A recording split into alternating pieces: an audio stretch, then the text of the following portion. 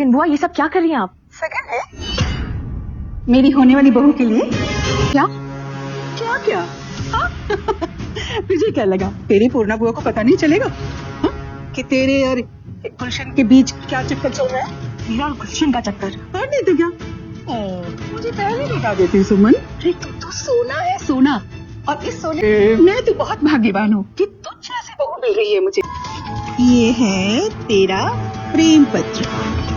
मैं सुमन शर्मा, स्वर्गीय श्री प्रमोद शर्मा की बेटी, जिसने पूर्णा मालविया से 2,20,000 रुपए का लोन लिया है। ये मानती हूँ कि 10 दिन में अगर उनका लोन नहीं चुकाया तो उनका ठेला और उनकी वैन पूर्णा मालविया को देकर उनका घर खाली कर दो। आज उस कचरे वाले के लिए मैंने तुझे थप्पड़ मारा है ना, अब देखना उस एक थप्पड़ के बदले उस सुमन को कितने थप्पड़ लगवाती हूँ। गणपति बप्पा मोरया। हेलो दोस्तों, आज मैं बात करने वाली हूँ सुमन इंदौरी सीरियल की, जहाँ पर अनएक्सपेक्टेड ट्विस्ट एंड टर्न्स देखने को मिल रहे हैं। जी हाँ दोस्तों, आपको बता दूं कि यहाँ पर सुमन ने पैसे ले लिए हैं पूर्णा बुआ से और उसने कॉन्ट्रैक्ट पेपर्स पर साइन भी कर दिया है, वो भी उसे बिना पढ़े। ये तो बहुत बड़ी बेवकूफ़ी है, ये तो आपको भी पता है, हमें भी पता है कि भाई कोई भी कॉन्ट्रैक्ट पेपर्स को बिना पढ़े कभी भी साइन नहीं किया जाता। लेकिन फिलहाल सुमन के सामने एक बेहद बड़ी असमंजस थी। उसे पता है कि भाई अभी फिलहाल के लिए उसकी माँ उसकी पहली प्रायोरिटी है, इस पेपर्स को पढ़ने के लिए उसके टाइम नहीं है उसके पास और उसे तुरंत के तुरंत ये पैसे चाहिए। और इसी हड़बड़ी में इस बार सुमन ने पेपर्स पर साइन कर दिया है। तीर्थ उसे रोकने की भी कोशिश करता है, उसे कहता है कि तुम्हें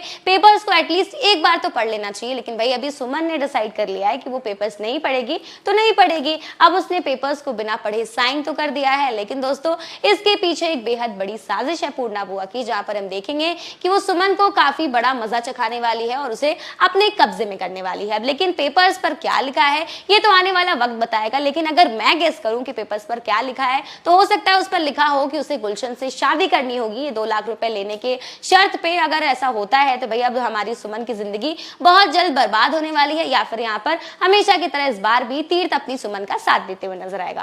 खैर फिलहाल आपको बता दूं कि एपिसोड में हमें देखने को मिल रहा है कि भाई किस तरह से यहाँ पर तीर्थ का इंप्रेशन जो है धीरे धीरे सुमन की नजरों में अच्छा होता हुआ दिखाई दे रहा है। जी हाँ, यहाँ पर तीर्थ सुमन की माँ का इतने अच्छे से देखभाल कर रहा है, इतना केयर कर रहा है, अपने हाथों से खाना खिला रहा है, जिसे देखकर कहीं ना कहीं अभी जो उसकी इमेज खराब थी तीर्थ की सुमन की नजरों में, वो कहीं ना कहीं अच्छी होते हुए दिखाई दे रही है। दोनों के बीच में प्यारी प्यारी नोकझोंक भी होती है, दोनों के बीच काफी क्यूट मोमेंट भी देखने को मिल रहा है।